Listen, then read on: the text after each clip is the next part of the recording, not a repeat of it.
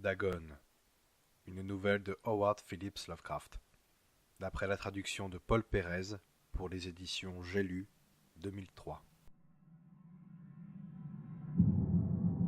C'est dans un état bien particulier que j'écris ces mots, puisque cette nuit, je ne serai plus. Je me retrouve sans le sou, au terme de mon supplice de drogué qui ne supporte plus la vie sans sa dose, et je ne puis endurer plus longtemps ma torture. Je vais sauter par la fenêtre, me jeter dans cette rue sordide. Il ne faudrait pourtant pas croire que la morphine dont je suis l'esclave ait fait de moi un être faible ou dégénéré. Lorsque vous aurez lu ces quelques pages hâtivement griffonnées, vous ne vous étonnerez pas, encore que vous ne puissiez jamais le comprendre parfaitement, que je me trouve devant cette unique alternative, l'oubli ou la mort. Cela se passa dans l'une des régions les plus désertes du vaste Pacifique. J'étais le subrécargue d'un paquebot qui tomba sous les assauts d'un destroyer allemand. La Grande Guerre en était à ses tout premiers débuts, et les forces navales ennemies n'étaient pas arrivées au stade ultime de leur dégradation. Par conséquent, notre vaisseau constituait encore une proie de choix, et son équipage fut traité avec toute la considération qui lui était due. Nos geôliers se montrèrent même tellement libéraux que, 5 jours à peine après notre capture, je trouvai le moyen de m'enfuir seul sur un petit bateau, avec de l'eau et une provision de vivres suffisante pour subsister assez longtemps. Lorsque je fus assez loin du bateau ennemi pour me sentir absolument libre, je m'aperçus que je n'avais pas la moindre idée de l'endroit où je me trouvais. Je n'ai jamais été un bon marin. Je pus constater toutefois, d'après la position du soleil, et plus tard des étoiles, que j'étais quelque part au sud de l'équateur. Mais j'ignorais tout de la situation de ces lieux, et il n'y avait en vue aucune côte, aucune île pour m'en donner la moindre indication. Le temps était au beau fixe et, durant des jours et des jours, je voguais sans but sous un soleil de plomb, dans l'attente de voir passer un navire à l'horizon ou de rejoindre les côtes d'une terre habitable. En vain. Nulle terre hospitalière, nul bateau ne se montra. Dans ma solitude, je commençais à désespérer devant l'infini de cette vastitude d'azur. Le changement advint tandis que je dormais. Comment se produisit-il ? Je n'en sais rien. Mon sommeil, bien que troublé et agité de rêves multiples, avait été très lourd. Lorsque enfin je m'éveillai, ce fut pour découvrir que mon corps avait été, comme par un étrange phénomène de succion, à demi happé par une sorte de boue d'un noir d'encre qui s'étalait autour de moi en ondulations monotones à perte de vue et dans laquelle, non loin de moi, mon bateau était allé s'échouer. J'aurais pu tout d'abord, en découvrant une scène aussi prodigieuse, aussi surprenante, rester frappé de stupeur et d'étonnement. En fait, je fus saisi d'une immense panique, car il y avait dans l'air, et sur le sol jonché de pourriture, un je ne sais quoi de sinistre qui me glaça d'effroi. Des carcasses de poissons morts, une foule d'objets indescriptibles qui affleuraient en protubérances à la surface de cette étendue de fange rendaient la région entièrement putride. Jamais je ne pourrais décrire, telle que je la vis, cette hideur innommable qui baignait dans le silence absolu d'une immensité nue. Il n'y avait là rien à écouter, rien à voir, sauf un vaste territoire de vase.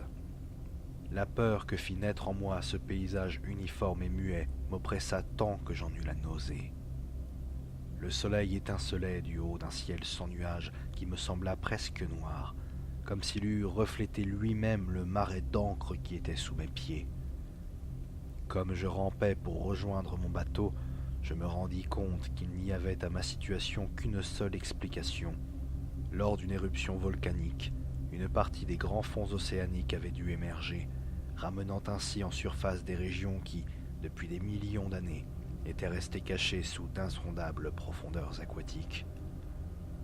Cette nouvelle terre était tellement immense que, même en tendant l'oreille, je ne percevais aucune houle marine. Aucun oiseau de mer non plus ne venait se poser sur ces choses mortes. Plusieurs heures durant, je restai assis à réfléchir dans mon bateau qui, couché sur le côté, me protégeait légèrement du soleil. À mesure que le jour avançait, le sol se fit moins humide. Il semblait sécher et durcir, et je pensais que sous peu, j'allais pouvoir m'y aventurer. Cette nuit-là, je dormis à peine.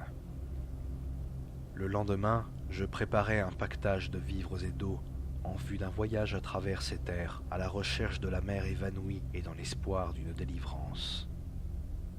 Le 3e matin, je sentis que le sol était suffisamment sec pour que j'y puisse marcher sans difficulté. L'odeur des cadavres de poissons était pestilentielle, mais j'étais si préoccupé de mon propre salut qu'elle ne me gêna pas outre mesure. Rassemblant tout mon courage, je partis pour une destination inconnue.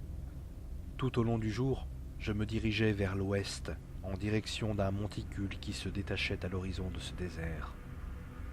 Je campais à même le sol cette nuit-là, et le lendemain, je poursuivis mon chemin vers le but que je m'étais choisi, bien que celui-ci me parût à peine plus proche que le premier jour. Le 4e soir, j'atteignis le pied de la colline, qui se révéla plus haute qu'elle ne m'était apparue dans le lointain. Trop fatigué pour en faire l'ascension, je décidai de dormir à l'ombre de ses flancs.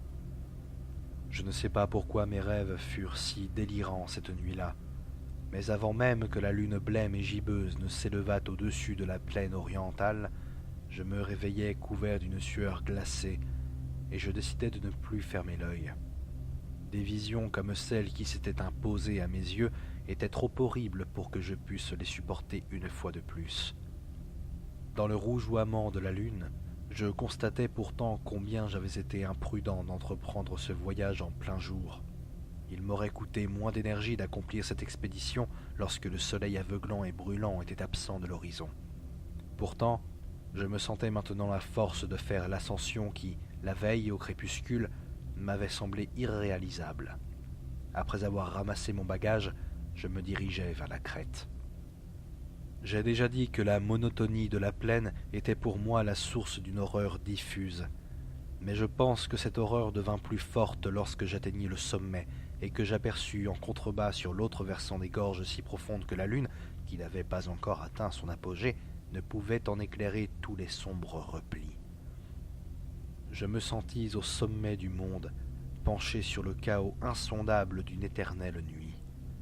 Je me souvins du paradis perdu, et une satanique laideur monta des étranges royaumes des ténèbres. À mesure que la lune s'élevait dans le ciel, je commençais à voir que les bords de la vallée n'étaient pas aussi abrupts que je l'avais pensé. Au contraire, après une pente abrupte de quelques 100 pieds, la déclivité se faisait progressive, ce qui permettait une descente relativement aisée. Pressé par je ne sais quelle impulsion, je dévalai la côte. C'est alors que je me trouvais devant des profondeurs stygiennes où la lumière n'avait jamais pénétré. Soudain, mon attention fut attirée par un objet immense et singulier qui se dressait sur la pente opposée à 100 yards de moi. Un objet blanc qui brillait sous les rayons de la lune. Il s'agissait tout simplement d'un gigantesque bloc de pierre, mais je sentis qu'il n'était pas une œuvre de la nature. Comme je l'observais avec plus d'attention, d'étranges sensations s'emparèrent de moi. Il était énorme et, depuis la Genèse, il avait reposé dans un abîme au fond des mers. En dépit de tout cela, je sus immédiatement que cet étrange bloc était un monolithe aux belles proportions et dont la masse, assurément, avait été travaillée par l'homme et peut-être même vénérée par d'autres créatures vivantes douées de la faculté de penser. Stupéfait et effrayé à la fois, mais aussi, je l'avoue, non sans éprouver ce fameux frisson qui, chez le savant ou l'archéologue, est l'expression du plaisir de la découverte, j'examinais les alentours avec plus de soin. La lune, maintenant proche du zénith, brillait d'une lueur étrange et crue au-dessus des flancs de la vallée qui dominait la crevasse. Je m'aperçus qu'un flot puissant dévalait les pentes du gouffre. L'eau commençait déjà à me mouiller les pieds. Autour de moi, des vaguelettes léchaient la base du monolithe cyclopéen, à la surface duquel je pus alors distinguer des inscriptions hiéroglyphiques et des bas-reliefs. Je n'avais jamais vu dans mes livres une écriture semblable à celle-ci, qui se composait de symboles aquatiques, poissons, crustacés, pieuvres, mollusques, baleines et autres habitants de l'océan. De nombreux idéogrammes représentaient de toute évidence des objets marins inconnus de notre monde, mais que j'avais vus en décomposition au cours de mon étrange équipée sur le grand océan fangeux. Cependant, ce furent les bas-reliefs qui me terrorisèrent. Ils étaient parfaitement visibles, car ils s'élevaient bien au-dessus de la nappe d'eau envahissante. Doré les aurais contemplés avec passion. Je pense en effet que ces sculptures voulaient représenter des hommes, ou tout au moins une certaine catégorie d'hommes. Ils jouaient comme des poissons dans des grottes sous-marines, ou bien se trouvaient réunis dans un sanctuaire monolithique qui, lui aussi, reposait au fond des eaux. Je n'ose pas les décrire en détail, car il me suffit d'évoquer leur image pour défaillir. Plus horrible encore que les personnages qui hantaient l'imagination délirante d'un Poe ou d'un Bulwer, ils avaient une allure odieusement humaine, malgré leurs pieds palmés, leurs mains molles, leurs lèvres énormes, leurs yeux gonflés et d'autres traits encore plus déplaisants.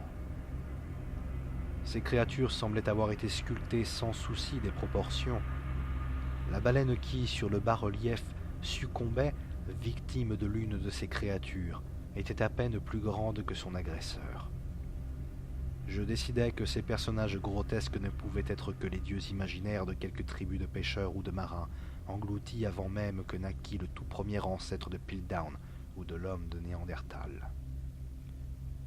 Saisi de crainte devant ce spectacle d'un passé si reculé que le plus audacieux des anthropologues n'en pourra jamais concevoir de plus lointain, je demeurai dans cette contemplation, tandis que la lune jetait des reflets bizarres sur le chenal qui s'étalait devant moi.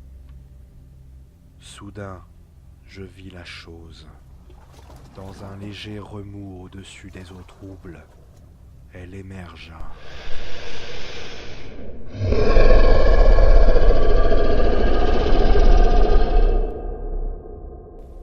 D'un aspect répugnant, d'une taille aussi imposante que celle de Polyphème, ce gigantesque monstre de cauchemar s'élança rapidement sur le monolithe, l'étreignit de ses grands bras couverts d'écailles, tandis qu'il inclinait sa tête hideuse en proférant une sorte d'incantation. Je pense que c'est à ce moment précis que je suis devenu fou. De mon escalade frénétique sur la falaise, de ma journée de délire sur le bateau échoué, je me souviens à peine. Je crois que j'ai beaucoup chanté et ri bizarrement lorsque je ne pouvais plus chanter. J'ai le vague souvenir d'un violent orage qui a dû éclater lorsque j'eus atteint le sommet de la falaise. Je suis sûr, en tout cas, d'avoir entendu le tonnerre et d'autres bruits comparables que la nature n'émet que lorsqu'elle est déchaînée.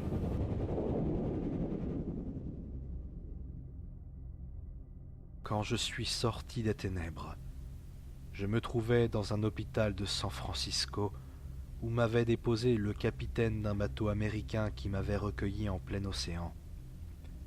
J'avais longtemps déliré, mais on semblait avoir fait peu de cas de mes récits. Mes sauveteurs n'avaient entendu parler d'aucun tremblement de terre dans le Pacifique, et je n'ai guère insisté. À quoi bon leur parler d'une chose qu'ils ne pourraient croire? Un jour, j'ai rencontré un célèbre ethnologue que mes questions sur l'antique légende philistine du Dagon, le dieu poisson, amusèrent. Mais je m'aperçus bientôt que ce savant était désespérément conventionnel, et j'arrêtai là mon enquête. C'est la nuit, quand la lune gibbeuse décline, que je vois la chose. J'ai bien essayé la morphine, mais la drogue n'a amené qu'un léger sursis, et de plus, elle a fait de moi son esclave. Aussi, maintenant que j'ai achevé d'écrire ce qui informera ou fera rire mes contemporains, je vais en finir.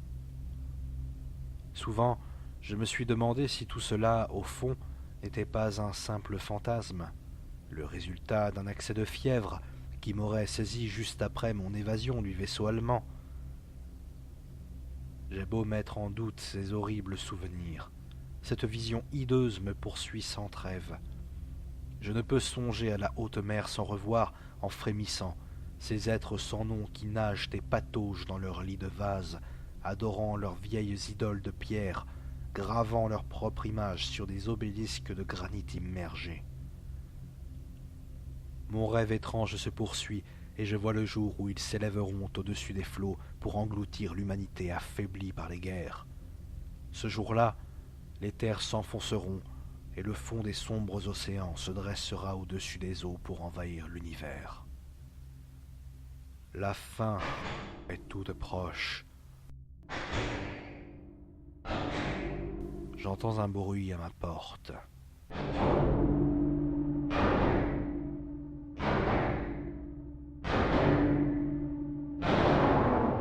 Comme si un gigantesque corps rampant s'était glissé jusque chez moi.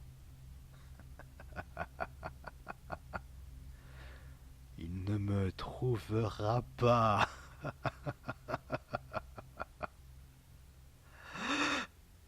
Mon Dieu, cette main, la fenêtre, la fenêtre.